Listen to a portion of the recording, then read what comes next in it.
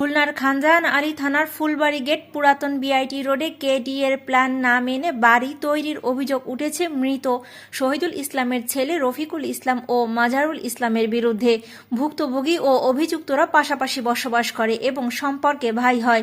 ভুক্তভোগী চলাচলের ৮ ফিট রাস্তায় তারা ৩ ফিট দখল করে রাস্তার জায়গা না রেখে কেডি এর নিয়ম না মেনে ঘর নির্মাণ করছে। রাস্তা সরু হওয়ায় প্রতিবন্ধী মেয়েকে নিয়ে হাসপাতাল সহ বিভিন্ন সময় ডাক্তারের কাছে যেতে হলে একাধিক ব্যক্তি সহযোগিতা ছাড়া মেয়েকে নিয়ে বাসা থেকে বের হওয়া সম্ভব হয় না।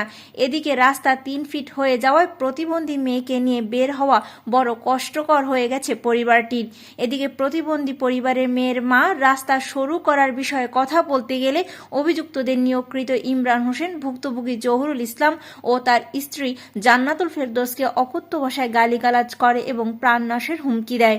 সরু রাস্তার কারণে চলাচলে অনেক সমস্যা হয়। এ বিষয়ে নানা অধিদপ্তর অভিযোগ দায়ের করেও কোনো প্রতিকার পাননি প্রতিবন্ধী পরিবারটি। এমন ঘটনায় ক্ষোভ বিরাজ করছে ভুক্তভোগী পরিবার ও স্থানীয়দের মাঝে।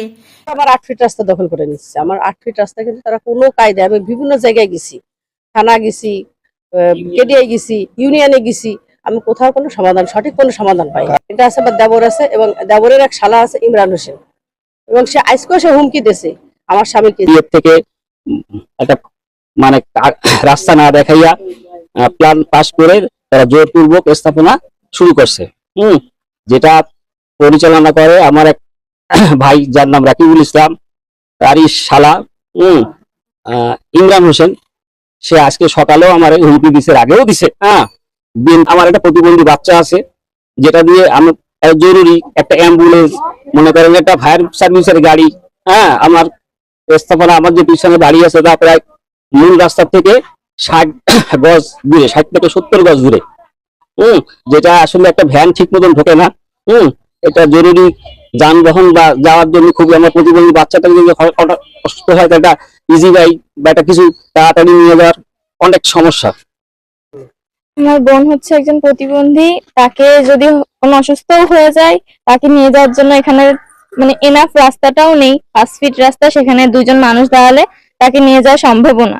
প্রতিবন্ধী রাস্তা আছে, যদি আমাদেরও তো একটা সমস্যা, যদি আমাদের বাসায় যদি আগুন টাগুন লাগে, একটা ফায়ার সার্ভিস আমার বাসার ভিতরে, একটা ফায়ার সার্ভিসের গাড়িটার ভিতরে ঢুকতে পারবে না, তখন তো আমাদের অনেক ক্ষতি হয়ে যাবে। এইখানে আছে ৮ ফিট রাস্তা, ওনার দাবি ওনাকে ৮ ফিট রাস্তা দেওয়া হচ্ছে না, আর না দিয়ে 5 ফিট রাস্তা দিয়ে যেভাবে এইভাবে কাজ শুরু করে দিয়েছে। আর কাজে উনি নিষেধ করেছে, বলছে তুই পারলি ঠেকা। প্রতিবন্ধী ওনার একটা মেয়ে আছে, তাকেও তো নিয়ে যেতে গেলে একটা অ্যাম্বুলেন্স লাগে, কিংবা আগুন লাগলে কিছু লাগে, একটা গাড়ি লাগে, সে সব তো কিছু নিতে পারবে না এই জায়গা দিয়ে।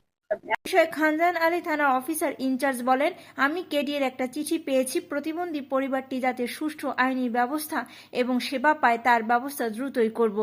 বিষয়টি দ্রুত সমস্যার সমাধান হবে এমনটি আশা স্থানীয়দের।